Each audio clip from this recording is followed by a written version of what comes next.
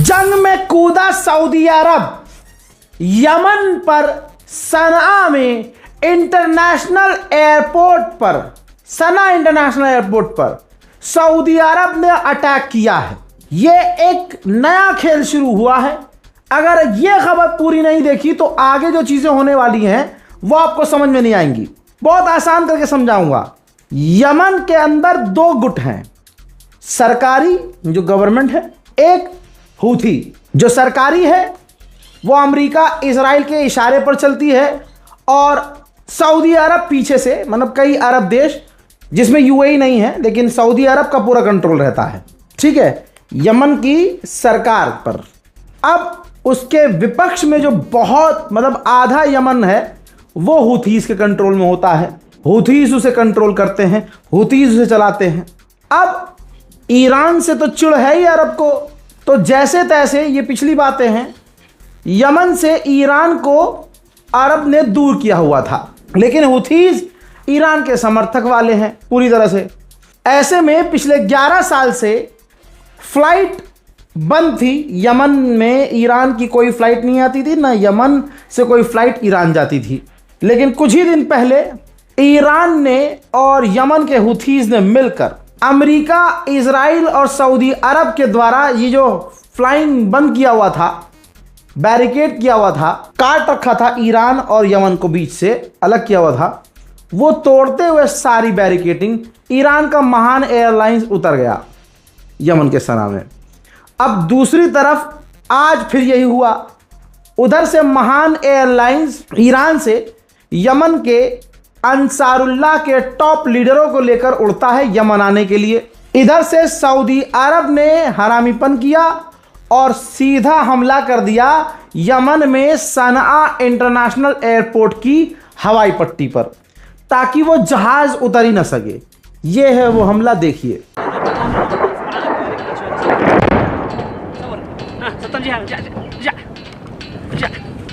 في هذه اللحظات مشاهدينا الكرام كما تشاهدون غارات جوية عدوانية على مطار صنعاء الدولي. إلى حد الآن بغارتين استهدفت مدرج الهبوط والإقلاع هنا كما تشاهدون.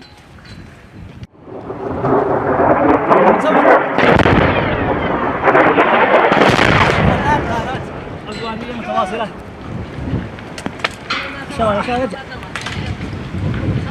شوفوا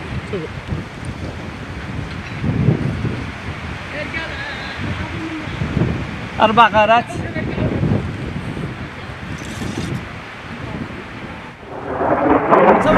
ये रनवे उड़ा दिया।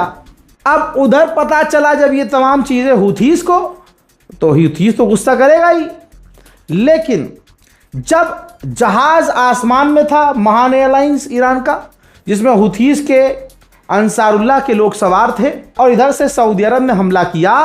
सोचिए, एक अरब पर हमला कर रहा है, ये समझिए। तो जब हमला हो रहा था तो ये जहाज था महान एयरलाइंस, उसके अंदर बैठे हुए यमन के लोग डरे नहीं, उन्होंने अमेरिका इजराइल के खिलाफ नारेबाजी शुरू कर दी।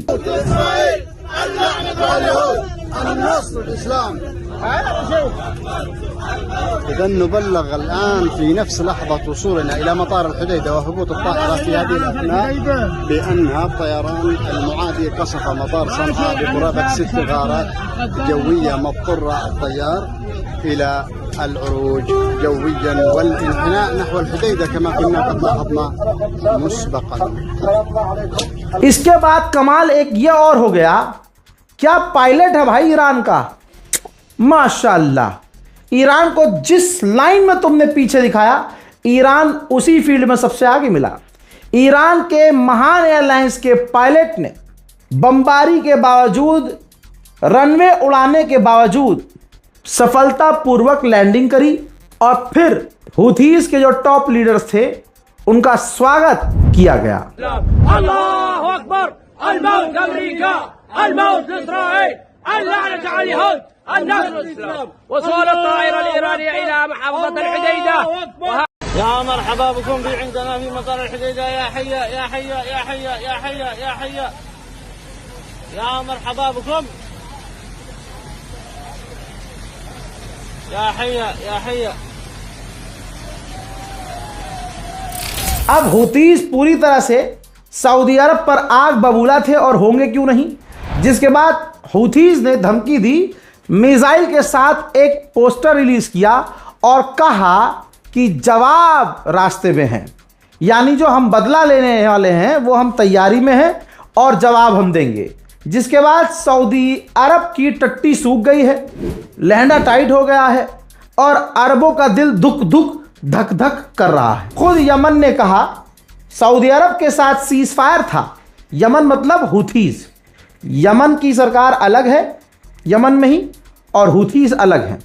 तो हूथी ने कहा कि हमारे साथ एग्रीमेंट था ना इनका, वो एग्रीमेंट सऊदी अरब ने तोड़कर सीज फायर तोड़ा और जंग की शुरुआत कर दी है और इसके परिणाम सऊदी अरब को भुगतने होंगे। हूथी ने कोई छोटी मोटी धमकी नहीं दी, हूथी ने कह दिया कि हमारा जवाब पावरफुल होगा, हल्का फुल्का नहीं होगा। अब यहां पर मोहम्मद बिन सलमान को दस्त और, समझ रहे हो आप, हाँ, दस्त और ऐसे घबराहट एक साथ होने लगी। अब मोहम्मद बिन सलमान जो है अपने सफ़ेद झब्बे में घबराया हुआ फिरने लगा कि अब क्या करें, वल्ला हबीबी अब तो हम मरेंगे कभी भी, क्या कर दिया।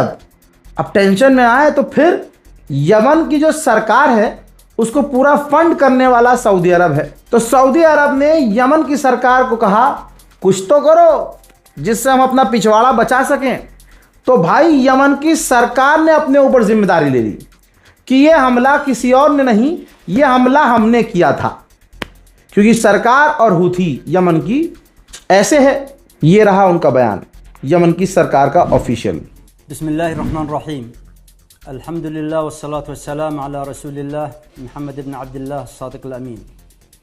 क़ाल तआला उज़िना लिल्लज़ीना युक़ातलूना बिअन्नहुम ज़ुलिमू वअन्नल्लाहा अला नस्रिहिम लक़दीर। सदक़ल्लाहुल अज़ीम। बयान अल-क़ुव्वत अल-मुसल्लहा अल-यमनिय्या लिमुंतसिबीहा बिशक्ल ख़ास वलिश्शअब अल-यमनी बिशक्ल आम। लक़द हावलत अल-हुकूमह अश-शरइय्या अल-यमनिय्या बित्ताआवुन मअल मुज्तमअ अल-इक़लीमी वद-दौली वबिकुल्ल अल-वसाइल अद-डिप्लोमासिय्या वल-क़ानूनिय्या इक़नाअ अन-निज़ाम अल-ईरानी व मिलिशियात अल-इंक़िलाब अल-हूथी फ़ी सनआ बिल-औदति इला जद। अब इसके बाद ये तमाम बेकार कीजिए, सबको समझ में आ रहा है कि ये काम सऊदी अरब का है। अब अंसारुल्लाह जो हैं उन्होंने कहा कि सऊदी अरब ने जंग छेड़ दी है और उसके प्रॉक्सीज ने जंग छेड़ी है, यानी यमन की सरकार ने, परिणाम भुगतने होंगे। और याद रखना, अगर बाबल मंदेब बंद कर दिया ना हमने तो ईंधन पेट्रोल डीजल के दाम 200% बढ़ जाएंगे, जो तुम झेल नहीं पाओगे। तो दोस्तों अब इस चीज़ पर भी नज़र रखनी पड़ेगी हमें कि यमन और सऊदी अरब के बीच क्या चल रहा है। फिलहाल आपकी क्या राय है? फिर से एक लाइन खींची है, आप सऊदी अरब के साथ हैं या यमन के साथ, यमन के हूथीस के साथ? कमेंट ज़रूर कीजिएगा। जय हिंद।